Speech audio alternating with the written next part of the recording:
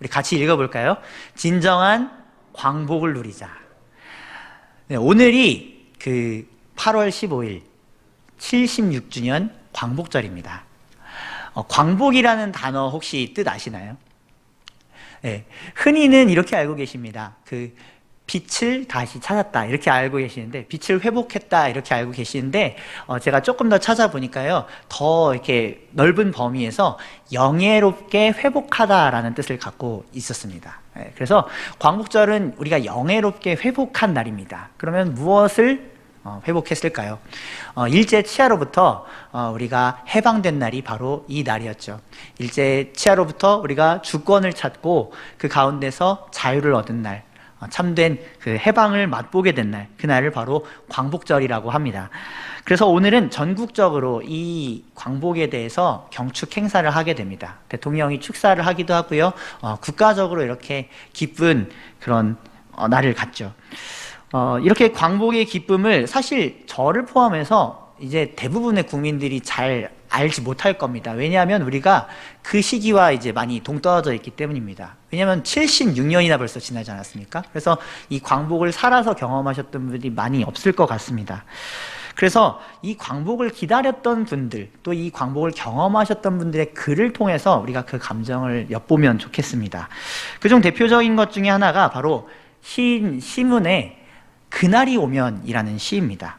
화면을 보시면 이 시의 첫 문단이 나와 있는데 이런 내용입니다. 시인이 그 독립의 날이 오면 자기가 인경, 종로의 그 인경 보신각종을 자기 머리로 쳐서 이렇게 기쁨의 소식을 알리겠다. 비록 그때 내 머리가 깨져서 죽더라도 나는 기쁨 가운데 죽을 수 있을 것 같다라고 하는 심정을 비치고 있습니다. 이렇게 조국의 광복을 간절히 기다렸지만 그 시문 선생님은 1936년에 장티푸스로 돌아가시고 안타깝게 그 독립의 날을 보지 못하셨다고 합니다. 또 이토 히로부미 저격으로 유명한 독립운동가 안중근 의사가 계시죠. 사형이 집행되기 전에 마지막으로 이런 말씀을 남기셨다고 합니다. 대한의 독립 소리가 천국에서 들려오면 나는 마땅히 천국에서 춤추며 만세를 부를 것이다. 비록 사형장의 이슬로 이렇게 죽게 될 거지만 내가 그 이후에 천국에서라도 이 기쁨의 소식을 꼭 들었으면 좋겠다. 이렇게 말을 남기셨죠. 이렇게 광복의 소식을 간절히 원하셨습니다. 이처럼 우리 조상들은 독립을 간절히 원했고 마침내 1945년 8월 15일에 그날이 찾아왔죠.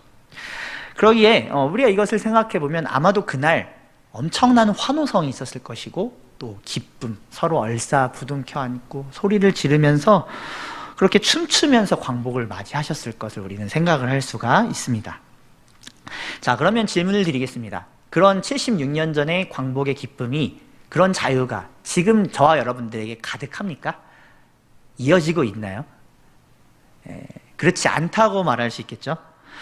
비록 일제 치하에선 우리가 광복을 경험하였습니다. 그러나 우리는 아직 더 큰 광복을 필요로 합니다. 아직 더 큰 자유가 우리에게 필요로 하고 있죠. 코로나 바이러스로 인해서 우리가 얼마나 지금 압제를 당하며 살아갑니까? 두려움과 공포 가운데 있죠. 이 가운데서 우리는 일상으로의 회복, 그 광복이 필요합니다. 또 어떻습니까? 각 가정의 경제 위기도 또 광복이 필요하죠. 세대와 성별, 지연과 학연 등으로 싸우는 이런 첨예한 현실 가운데서도 우리는 사회가 하나가 되는 광복이 필요합니다. 또 온갖 자연재해와 싸우고 있는 이 지구촌도 진정한 의미에서의 광복이 필요합니다. 그런데 이 모든 것들이 사실 인간 스스로의 힘으로는 쉽지가 않습니다. 왜냐하면 인류가 어떤 한 문제의 해결을 위해서 집중하며 그것을 해결하고 나서도 또 다른 문제가 인류를 어렵게 했기 때문입니다. 예를 들면 19세기 말에 그 산업혁명 이후에 과학기술이 급도로 발전하기 시작하면서 사람들은 그렇게 생각했습니다. 이제 곧 유토피아가 오지 않을까, 그렇게 낙관했죠. 그런데 그때 어떤 일이 일어났냐면 2차에 이르는 세계대전이 일어났습니다. 그러면서 많은 사람들이 죽고 또 이 땅이 황폐화가 됐죠. 또 2020년대, 지금 이제 거의 100년 정도가 지났는데 지금은 또 어떻습니까? 불과 한 3, 4년 전만 해도 이제 우리가 불멸의 신이 될 수 있을 것이다. 인간이 점점 그렇게 나아져가고 있다라고 하면서 유발 하라리 교수가 그 호모데우스라는 책을 쓰면서 그렇게 낙관을 했습니다. 그런데 얼마 지나지 않아 2019년 코로나 바이러스가 전 세계를 뒤덮었습니다. 이 새롭게 등장한 무시무시한 전염병은 모든 인간이 얼마나 나약한지를 절실하게 보여주게 되었죠. 바로 이 지점에서 성경 하나님의 말씀이 우리에게 가르친 것이 있습니다. 바로 무엇이냐면 인간이 본래 구원이 필요한 존재라는 것을 말입니다. 이러한 구원은 우리가 노력해서 얻는 어떤 것이 아니라 오히려 누군가가 획득해서 우리에게 선물로 가져다 주어야 한다라고 그렇게 말씀합니다. 예를 들자면 2차 세계대전 말미에 연합군이 일본을 패망하게 하였습니다. 그리고 그때 이제 일본 천황이 항복을 선언하죠. 그 선언을 통해서 우리에게 광복절, 우리에게 그 광복의 날이 찾아오게 되었습니다. 이처럼 성경은 우리에게 구원의 선물, 이 광복의 선물을 누가 가져다 주실 수 있냐, 누군가가 가져다 주느냐라고 할 때 하나님께서 그것을 주신다라고 말씀합니다. 그리고 하나님께서 주시기 원하신다라고 말씀합니다. 그러기에 우리는 하나님께 나아갈 때 진정한 광복을 누릴 수가 있죠. 바로 이러한 메시지를 오늘 나누기 위해서 제가 오늘 설교의 제목을 진정한 광복을 누리자라고 하였습니다. 오늘 이 말씀 가운데 선포되는 하나님의 음성을 통해 저와 여러분들이 그 영혼과 생각과 마음 가운데 진정한 광복을 누리실 수 있기를 간절히 바랍니다. 또한 이 은혜를 광복절을 맞은 우리 조국과 또 온 열방이 그리고 온 지구가 하나님께로부터 풍성하게 누린 은혜가 있기를 주님의 이름으로 간절히 바랍니다. 자, 그렇다면 먼저 성경이 우리에게 주고자 하는 광복의 의미가 무엇인지 또 본질이 무엇인지를 함께 살펴보도록 하겠습니다. 그리고 연이어서 이렇게 하나님께서 주시는 진정한 광복을 누리려면 어떻게 해야 되는지를 같이 살펴보도록 하겠습니다. 먼저 성경이 말하는 진정한 광복은 무엇인가? 자, 그것은 바로 우리가 천국에 속하는 것을 뜻합니다. 자, 어디에 속하는 거라고요? 천국에 속하는 것이 우리에게 진정한 광복이라는 것입니다.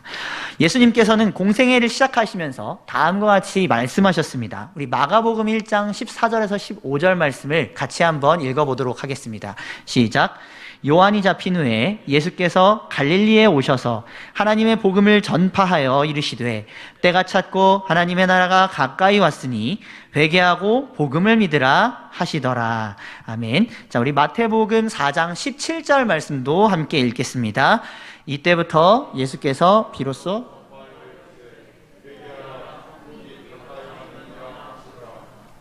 아멘. 자, 예수님께서는 이 말씀과 같이 백성들에게 회개하여 하나님의 복음을 믿으라고 명령하십니다. 더불어서 때가 찼고 하나님의 나라가 가까이 왔다라고 말씀하시죠. 자, 이 마태복음에서는 마가복음에서 하나님 나라라고 표현한 것을 천국이라고 표현하고 있는데요. 자, 이 천국은 영어로는 Kingdom of Heaven, 하늘나라입니다. 하늘나라. 그 홍길동이 아버지를 아버지라 부르지 못하지 않았습니까? 이와 비슷하게 유대인들은요, 그 당시의 문화 배경상으로 하나님의 이름을 직접 거론하기를 피했습니다. 그렇기 때문에 그들은 하나님의 이름이신 여호와를 쓸 때도 목욕 재개를 하면서 쓰는 정도였는데, 읽을 때는 또 어떠했냐면 다른 단어를 읽었습니다. 그러니까 여호와를, 우리는 이제 여호와 하나님 이렇게 말씀하지 않습니까? 그런데 아도나이라고 읽었습니다. 이 뜻은 주님이라는 뜻입니다. 그러니까 여호와라는 이 글을 읽을 때마다 아도나이로 바꿔서 읽은 것입니다. 그러기에 마가복음은 이방인들에게 전해지는 복음으로서 하나님의 나라라고 직접 표현한 것을 이 마태복음, 유대인들에게 전하는 이 복음서에서는 천국이라고 표현했다는 것이죠. 다시 말해서 정리를 하자면 천국이 말하는 것은 무엇입니까? 하나님의 나라입니다. 자, 그러면 이제 한 가지를 더 짚어보겠습니다. 뭐냐면 나라의 개념입니다. 이 나라라는 단어의 개념을 살펴보겠습니다. 마태복음, 마가복음 두 본문에서 나라라고 번역된 단어는 헬라어 바실레이아라는 단어입니다. 이 단어는 오늘 함께 보신 골로새서 1장 13절에서도 동일하게 사용되는 단어입니다. 자, 이 단어의 뜻은 무엇이냐면 왕권, 왕의 통치, 왕의 영향력이 미쳐지는 곳을 의미합니다. 자, 그렇기 때문에 이 단어는 어떤 지역이나 땅을 가리키기보다는 오히려 그 왕의 통치가 이르는 그 영향력, 그 다스림의 영향력이라는 것을 가리키는 의미가 더 강합니다. 이것을 종합해서 생각해보면 이 천국은 하나님의 나라인데요. 그럼 그 하나님의 나라가 어떤 나라냐? 하나님이 왕으로 통치하신 나라. 하나님의 왕으로서의 통치가 미치고 임하는 나라라는 것입니다. 예수님께서는 이런 천국이 백성들에게 가까이 왔다라고 선언하십니다. 그리고 그 땅이 임할 때, 그 하나님의 나라가 임할 때 어떤 일들이 일어나는지를 보여주십니다. 복음서에 보시면 이런 다양한 기록들이 있습니다. 예수님이 설교를 마치고 내려오셔서 병자들을 고치기 시작하시고 귀신들을 내쫓기 시작하십니다. 또 어떻습니까? 묶였던 자들이 놓이고 사회적으로 소외받고 있던 자들이 공동체로 돌아오게 됩니다. 모두와 함께 하나님의 선하신 통치를 맛보게 된 것이죠. 그런데 그것을 누구를 통해서 하십니까? 바로 하나님께서 세우시고 보내신 우리 왕이신 예수님을 통해서 그렇게 하신다는 것입니다. 복음이 우리에게 전하는 소식이 바로 이것입니다. 예수님께서 하나님의 나라를 우리 가운데 가져오셨다. 여기에 그의 백성들을 부르시고 초대하신다. 이를 위해서 자신의 보배로운 피값을 치르셨고 그들을 사셨다. 그래서 그분을 자신의 주로 모시는 자들은 하나님의 통치를 누리게 된다. 천국 백성이 된다. 바로 이것을 전하고 있습니다. 이것을 마태복음 4장 16절에서는 이렇게 표현하고 있습니다. 우리 같이 한번 읽어보도록 하겠습니다. 흑암에 앉은 백성이 큰 빛을 보았고 사망의 땅과 그늘에 앉은 자들에게 빛이 빛이었도다 하였느니라. 아멘. 자, 이 말씀은 구약 이사야 선지자의 예언의 인용인데 이 말씀이 성취되었다는 것을 마태복음에서 알려주고 있습니다. 그런데 어떻게 성취됩니까? 성경의 약속대로 메시아가 오심으로, 그 구세주가 오심으로 그분을 통해서 압제받는 백성들, 흑암에 사는 백성들, 사망의 그늘에 찌들어 있는 자들이 자유와 해방을 누린다는 것입니다. 광명과 광복을 경험한다는 것입니다. 바로 이런 말씀이죠. 이와 비슷하게 이와 거의 동일한 논조로 오늘 본문 골로새서 1장 13절이 이렇게 말씀하고 있습니다. 우리 이 말씀을 같이 한번 읽어보겠습니다.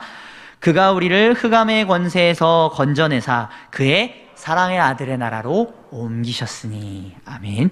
자, 여기서 그의 사랑의 아들이라는 표현인데 이것은 바로 우리 구주 예수님을 말합니다. 즉 하나님께서 우리를 흑암의 권세, 죄와 사망과 사탄의 권세로부터 건지셔서 천국으로 옮기셨는데 그 천국이 어떤 곳이냐? 우리에게 생명의 빛을 주시는 예수님의 나라다라는 것입니다. 말씀을 통해서 우리는 이것을 알게 됩니다. 자, 그러므로 주 안에서 구원받으신 우리 성도 여러분, 여러분들은 천국에 속한 백성이십니다. 믿으십니까? 아멘. 그 믿음을 다시 우리가 말씀을 통해 가질 수 있습니다. 우리는 정체성이 달라졌습니다. 우리는 광복의 나라를 누릴 충분한 자격을 부여받았습니다. 그것은 우리가 잘해서 그런 것이 아니라 단지 예수님께서 이 광복이란 선물을 준비하시고 만들어주셔서 우리에게 선물로 주셨기 때문입니다. 우리는 그저 그 복된 소식을 듣고 기뻐하면서 그 가운데로 즐거이 나아가면 됩니다. 자, 예수님께서 누가복음 16장 16절에서 이와 같이 말씀하십니다. 이 말씀도 함께 읽어보도록 하겠습니다. 율법과 선지자는 요한의 때까지요, 그 후부터는 하나님의 나라의 복음이 전파되어 사람마다 그리로 침입하느니라.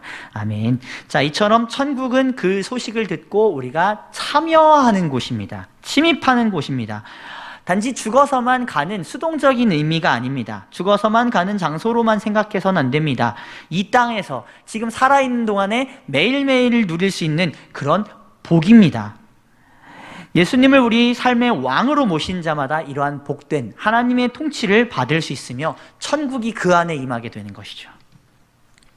예수님께서는 또한 누가복음 17장 21절을 통해서 하나님의 나라는 너희 안에 있느니라 라고 말씀하셨고, 더불어 사도 바울은 로마서 14장 17절에서 하나님의 나라는 오직 성령 안에 있는 의와 평강과 희락이다 라고 말씀합니다.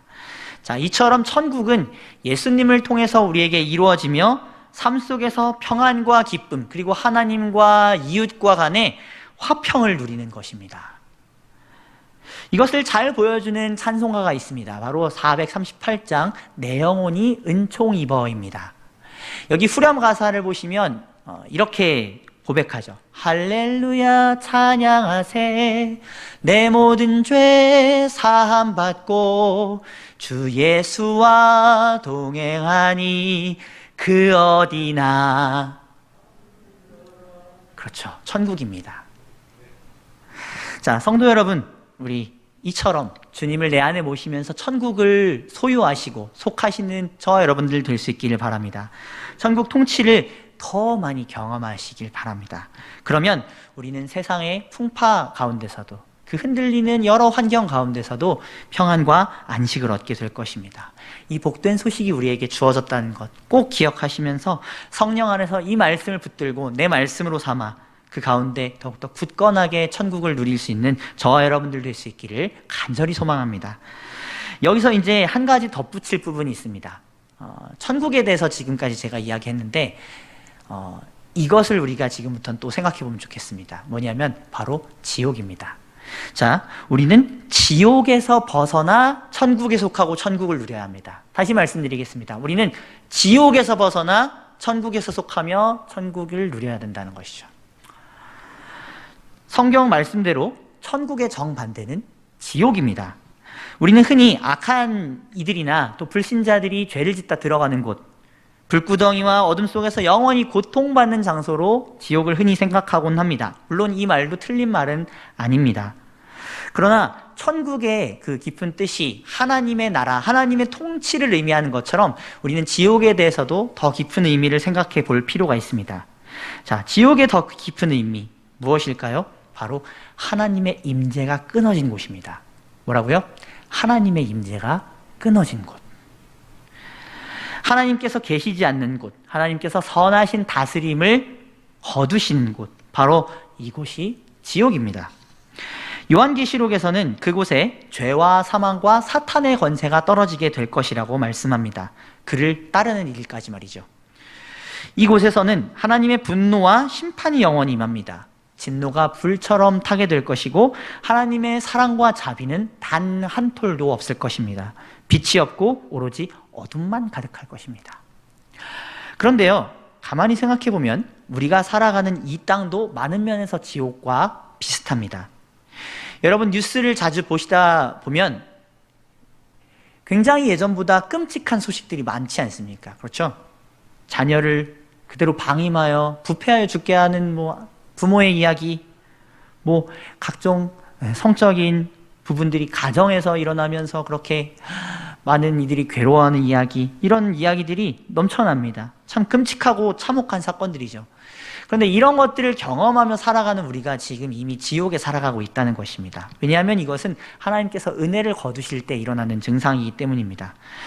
우리의 생애에서 하나님께서 우리를 내버려 두시고 떠나시면, 은혜를 거두시면 그 자리에서 지옥은 시작됩니다. 실존주의 철학자 사르트르는 희곡 출구 없는 방의 대사를 통해서 지옥, 그것은 타인들이다 라는 대사를 말합니다. 그는 이 연극에 대한 강연에서 이렇게 이야기하고 있는데 화면을 통해서 보시면 좋겠습니다. 뭐냐면 하나님과 상관없이 살아가는 그러한 타인이 나에게 지옥이다 라는 것입니다. 이 세상의 수많은 사람들이 타인의 평가와 판단에 지나치게 의존하면서 지옥에 살아간다고 합니다. 그러기에 우리에게도 타인은 천국이 아니라 지옥일 때가 너무나도 많습니다. 무관심, 방관, 악의와 위선, 질타와 조롱, 이런 여러 가지 죄악들을 우리가 마주치면 우리는 타인에게서 지옥을 경험하게 됩니다. 아까 말씀드린 것처럼 하나님과 상관없이 살아가는 타인을 우리가 마주할 때 우리는 지옥의 현실을 마주한다는 겁니다. 반대로 얘기해 볼까요? 그러면 타인으로서 그 다른 타인에게 그것을 보여주는 우리 자신도 지옥이라는 거죠. 천국에서 살아가지 않고 천국의 통치를 받지 않으며 나 또한 그렇게 살아간다면 나부터 지옥일 뿐더러 나도 지옥을 전파하는 자가 된다는 것입니다. 이에 대해서 청교도 목회자 조나단 에드워즈는 진노하신 하나님의 손 안에 든 죄인이라는 설교에서 이런 지옥의 본성이 우리에게 모두 있음을 알려주고 있습니다. 그는 이 문장을 보시면 이 지옥의 원리가 우리의 영혼을 가득히 채우고 있다라고 하고 있습니다. 또 그것이 사람을 괴롭게 한다고 하죠. 하나님께서 만약에 이것을 절제시켜 주시지 않으면, 하나님께서 막아주시지 않는다면 이 지옥의 불로 인해서 나 자신이 파멸할 수 있고 또 남들에게 파멸할 불을 전해줄 수 있다는 것입니다. 여러분, 그 연예인들이 자살할 때 그 종종 이유가 이제 뉴스에 나오곤 합니다. 그 중에서 그 이유가 대다수가 바로 이런 것입니다. 절제 없는 수많은 막말을 들은 것, 또 인격 모독을 당한 것, 이럴 때 그들이 죽음을 맞이했다는 것이죠. 인터넷이라는 이 무분별한 자유의 공간은 그래서 우리의 그 죄성을 그대로 나타내 줍니다. 수많은 악플러들이요, 그런 한 대상을 그들의 기본적인 수준이 아니라 그 이하로 너무나도 인격을 낮게 잡고 처참히 짓밟습니다. 그리고 그 사람을 망가뜨립니다. 어떻게까지 망가뜨리냐면 목숨을 끊을 때까지 망가뜨립니다.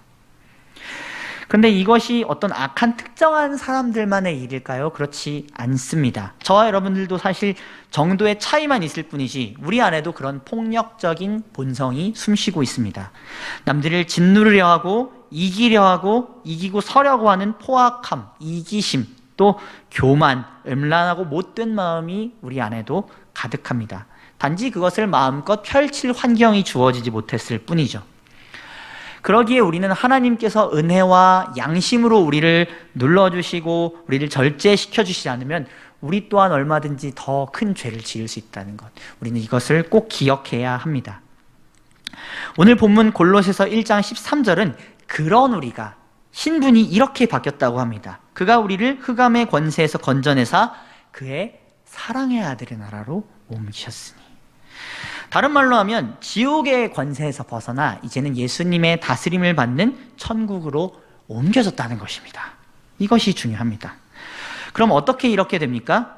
우리 구주 예수님의 말씀을 따라 지옥 백성으로의 삶을 회개할 때 그렇게 됩니다.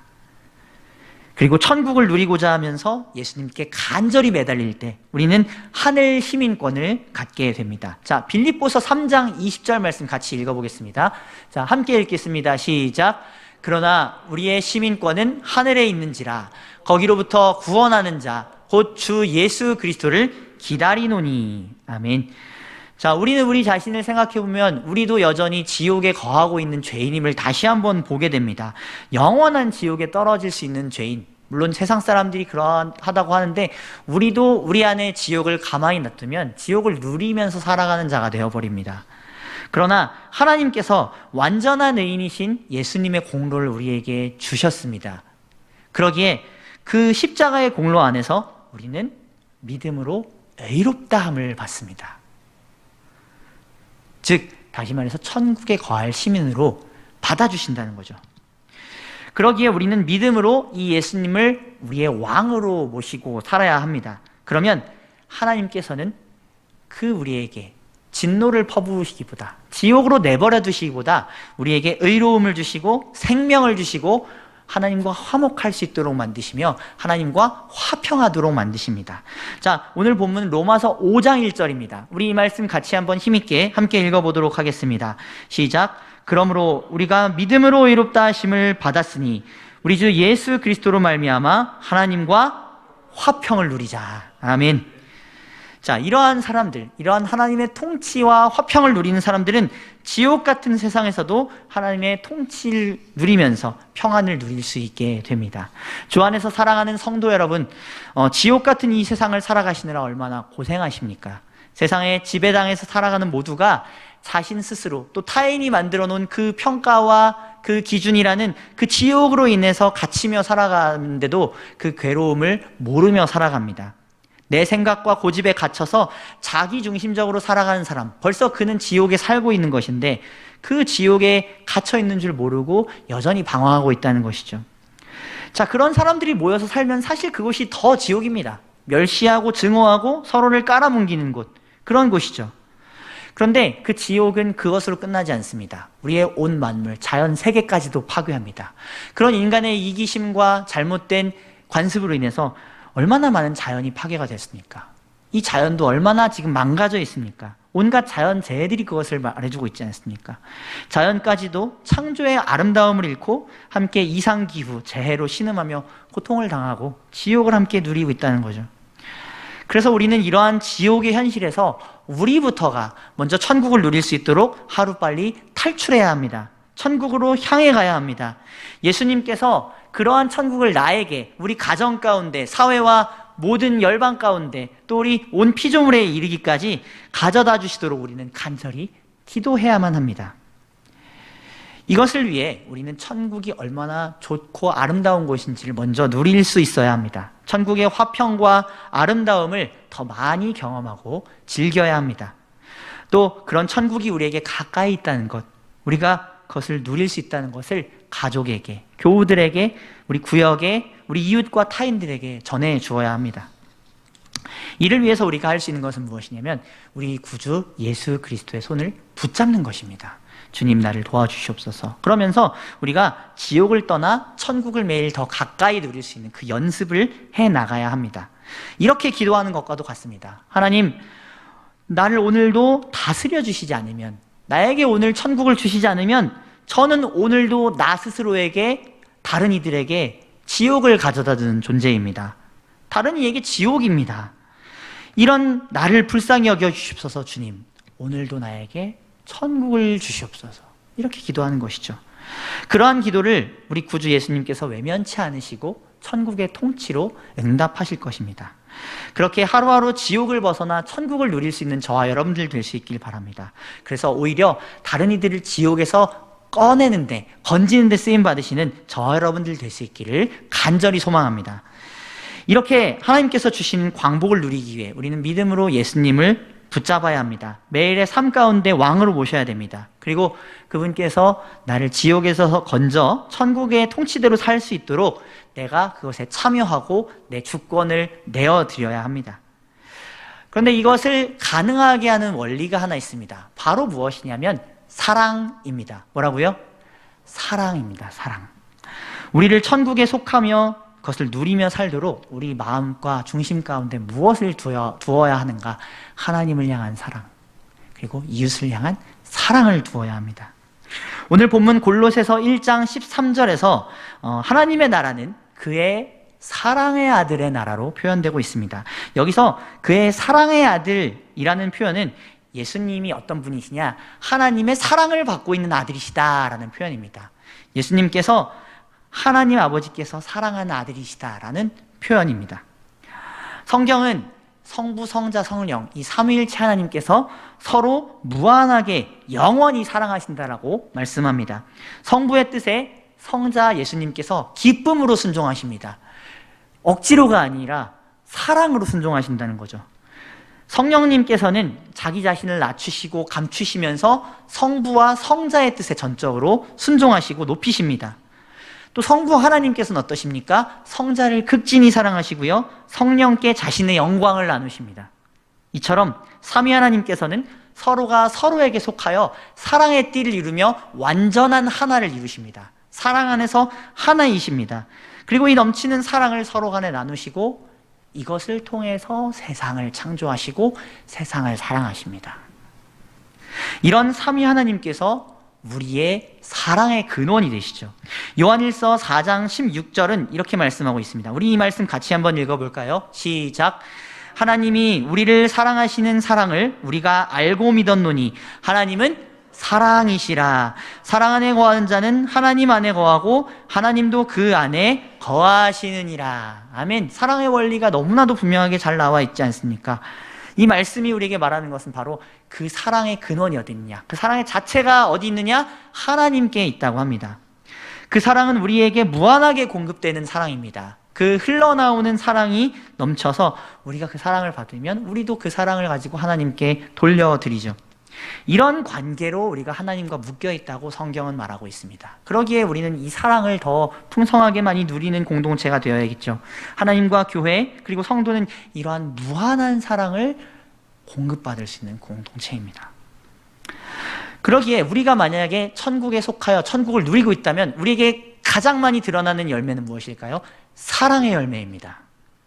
하나님과 구주 예수님을 몸과 마음을 다해 사랑할 것이고 또 그 마음으로 서로를 섬기고자 하는 마음, 열심, 자비와 용서, 화목과 격려, 구제와 돌봄이 넘쳐나게 될 것입니다. 그리고 그것뿐만이 아니라 서로를 볼 때 사랑의 시선, 있는 그대로 아름답게 보는 시선으로 서로를 존중하고 좋아하고 기쁨으로 모든 것을 내어줄 수 있게 될 것입니다. 마치 부모가 자녀에게 하듯이, 또 연인들 간에 그런 사랑을 하듯이 말입니다. 그런데 사실 생각해보면 그 사랑들도 한계가 있습니다. 인간의 사랑이라는 것이 그렇죠. 저도 제 자녀들이 너무나도 이쁘고 좋습니다. 그럼 이제 들어가면 이제 한방 미소를 가지고, 아빠 미소를 가지고 들어가서 소민아, 은찬아 이렇게 하면서 안아주고 뽀뽀하고 합니다. 미소와 애정으로 대하죠. 그리고 오늘도 이 아이들에게 모든 좋은 것을 내 걸 다 줘야지라고 하는데, 근데 그게 틀어지기 시작하는 순간이 있습니다. 바로 어떤 때냐면 그 아이가 미워하는 짓을 할 때, 제가 싫어하는 짓을 할 때, 그러면 이제 감정이 상하기 시작합니다. 그리고 조금씩 그 사랑이 변해갑니다. 그러면 이제 이전처럼 사랑하기 쉽지가 않죠. 그렇게 우리의 사랑은 제한적입니다. 연약합니다. 그런데 천국에 우리가 속하잖아요. 천국의 풍성한 통치에 젖어들잖아요. 그러면 모두가 그 천국을 누리게 되면 그 사이 가운데선 죄나 걸림돌이나 오해가 없어지게 됩니다. 서로의 사랑이 있는 그대로 가장 풍성하게 나눠지게 될 것입니다. 그렇기 때문에 가끔 자주 사랑하는 것이 아니라 이제 사랑이 일상이 되고 사랑이 매일이 되고 웃음과 활기와 기쁨이 넘쳐나게 될 것이라는 것이죠. 이러한 맥락으로 조나단 에드워즈는 자신의 설교를 통해 천국은 어떤 나라냐? 사랑의 나라입니다 라고 설교합니다. 거기서 그는 이렇게 말하고 있습니다. 모든 좋은 것이 이 사랑의 동산인 천국에 있다라고 말합니다. 그리고 그곳에서는 모두가 사랑으로 충만하여서 이 사랑으로 서로를 대한다고 말하고 있죠. 또 모든 대상은 사랑스럽게 되고, 그러니까 사랑을 받을 만한 가치가 합당하니까 다 기쁨으로 서로가 사랑합니다. 평온과 평화의 달콤함이 넘쳐나게 될 것이다. 바로 이렇게 말하고 있죠. 다시 말해서 천국은 어떤 나라냐? 서로가 너무 좋아 죽어서 못 사는 나라, 그러기에 기꺼이 타인을 섬기고 천국을 그에게 가져다주는 그 나라가 천국이라는 것입니다. 자, 그러니까 이런 나라 가운데 경쟁, 두려움, 불안 이런 것들이 있을까요? 전혀 없죠. 오히려 진정한 평화와 안식이 넘쳐납니다. 여러분, 이 공동체가 있다는 것 들으시면 어떻습니까? 너무 가고 싶지 않으십니까? 만약에 이런 공동체를 우리가 누리고 있다면 세상 사람들이 어떻게 우리 공동체에 오고 싶어 하지 않겠습니까? 다 오고 싶어 하겠죠.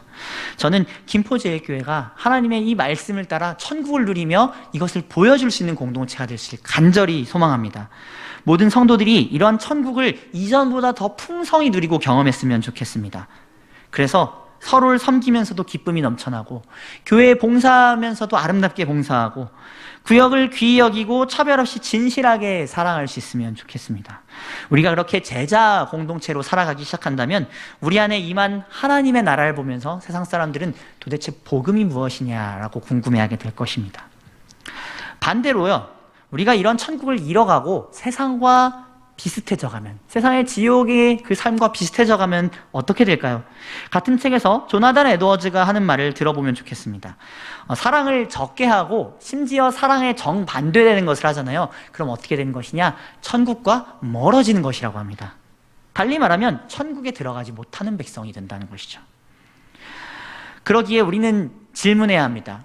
내가 지금 하나님과 예수님을, 그리고 가족과 이웃, 사회와 국가, 혹은 더 넘어가서 타 민족과 환경을 사랑하기보다는 미워하고 있진 않은가?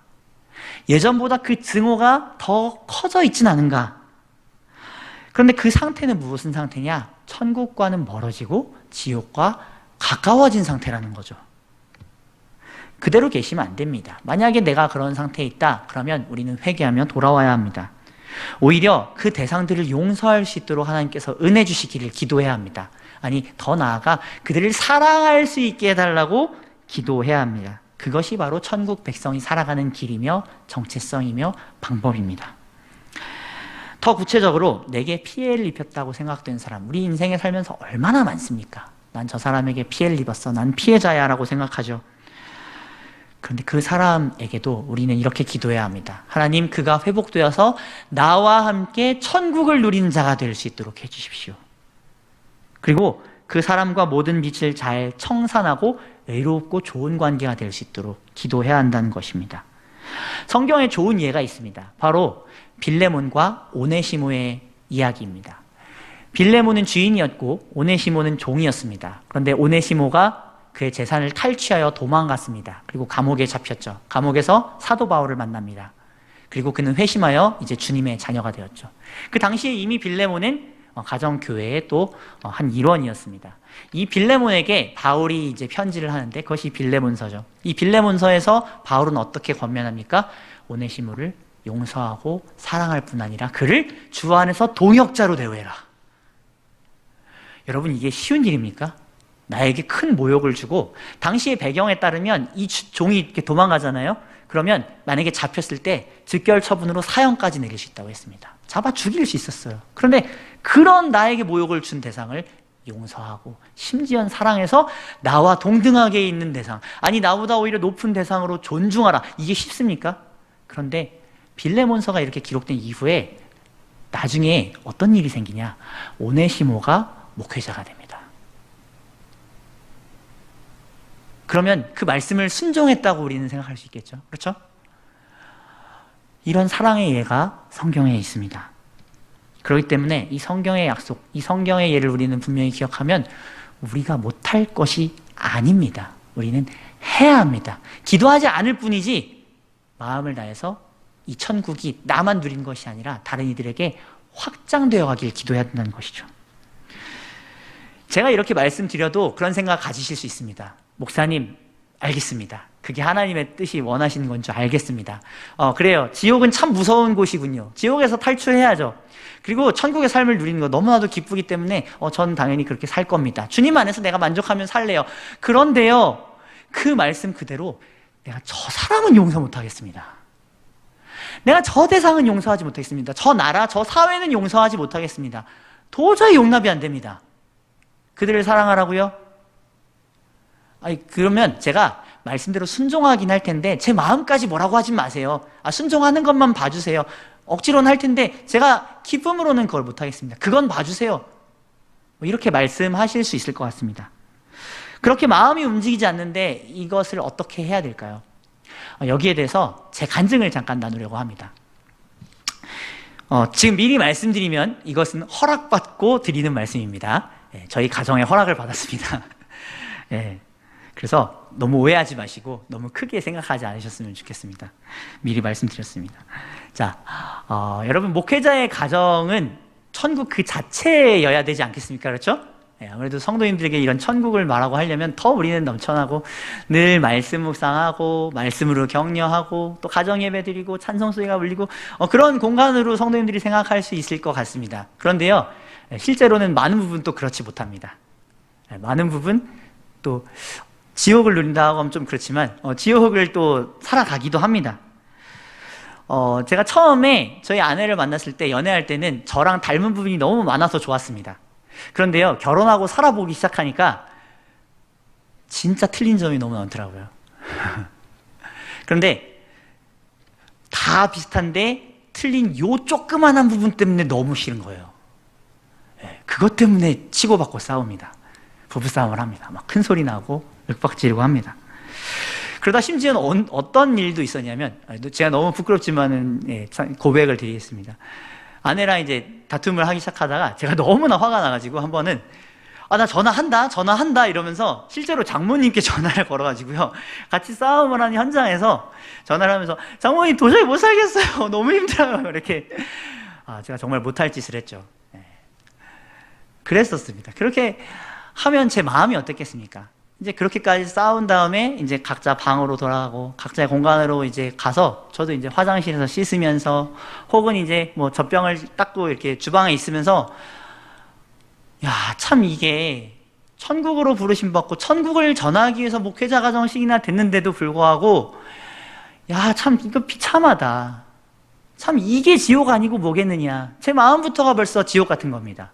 교회에 가면 천국의 삶을 사는 것 같은데 집으로 오는 길부터가 오늘은 또 어떤 지옥을 맞이하지 이러면서 걱정이 되는 겁니다.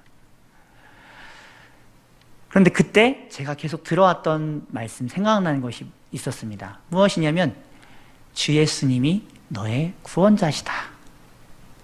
그래서 그냥 슬며시 그런 말을 막 하면서, 그런 생각을 막 하면서 저 스스로를 지옥에 가두고 있다가 갑자기 불현듯이 생각나는 이름, 그 예수님의 이름을 찾기 시작했습니다. 어떻게 찾았냐면 긍정적인 의미도 아닙니다. 내가 아내를 다시 충만하게 사랑하게 해주세요, 천국을 누리게 해주세요, 이런 기도가 아니고요. 그냥 이런 항변, 토로입니다. 하나님, 도저히 못 살겠습니다. 예수님, 도저히 사랑을 할 용기가 안 납니다. 사랑하고 싶지도 않습니다. 그냥 견디면서 살아가게만 해주세요. 그냥 그런 식으로 체념하는, 어떻게 보면 주님께서 원하시지 않을 것 같은 그런 기도를 했죠. 이게 뭐가 바람직합니까? 그런데 신기한 것은요, 그 가운데 시편의 다윗의 기도를 보면 어떤 일들이 일어나냐면, 다윗이 원망하면서 불평하면서 가는 이런 순간들이 굉장히 많습니다. 그런데 항상 중간쯤 넘어서 보면 어떤 일이 일어나냐면, 그러나 원수들이 멸망할 것이다, 하나님께서 이기실 것이다, 하나님은 나를 찬양하게 만드실 것이다, 나로 하여금 역전하고 승리하게 만드실 것이다, 감사하게 만드실 것이다 라는 고백으로 어조가 완전히 바뀝니다. 그 말씀이 제 안에서 일어나는 것을 경험했습니다. 그냥 저는 단순히 그냥 주님께 제 죄, 제 연약함을 끄집어서 그냥 올려드리고 있었는데, 주님께서는 그 저의 얄팍한 기도 가운데 마음을 녹이기 시작하시고, 다시 사랑하고 인내할 수 있는 힘을 주시고, 오히려 거꾸로 나만 지옥을 누리는 것이 아니라 똑같은 순간에 내 아내도 지금 지옥을 누리고 있을 텐데 기도해 줘야겠다, 그런 마음으로 기도하게 만드시더라고요. 그러면서 오래 걸리지 않습니다. 점점 대화가 회복되고 점점 그 마음이 녹아져 내리고 같이 화해하면서 나아지게 되는 것을 볼 수 있었습니다. 걱정하지 마십시오. 지금 굉장히 행복하게 잘 삽니다. 진짜입니다. 제가 극복했기 때문에 이렇게 말씀드리는 겁니다. 물론 그럼에도 불구하고 지옥의 순간들이 우리에게 계속 찾아오겠죠. 그럴 때 우리는 어떻게 해야 된다는 겁니까? 이 제 연약한 간증을 통해 말씀드릴 수 있는 것, 바로 우리가 하나님과 주 예수의 말씀을 사랑하기 시작하면, 그분을 사랑하기 시작하면 그분은 사랑으로서 우리를 도와주신다는 겁니다. 천국을 누릴 수 있도록 만들어주신다는 겁니다. 그 사랑이 별것 없습니다. 그냥 그분께 나아가는 것이 그분을 사랑하는 거죠. 왜냐하면 딴 데서 찾지 않고 그분께 항변이라도 하는 것, 그분을 사랑한다는 것 아닙니까?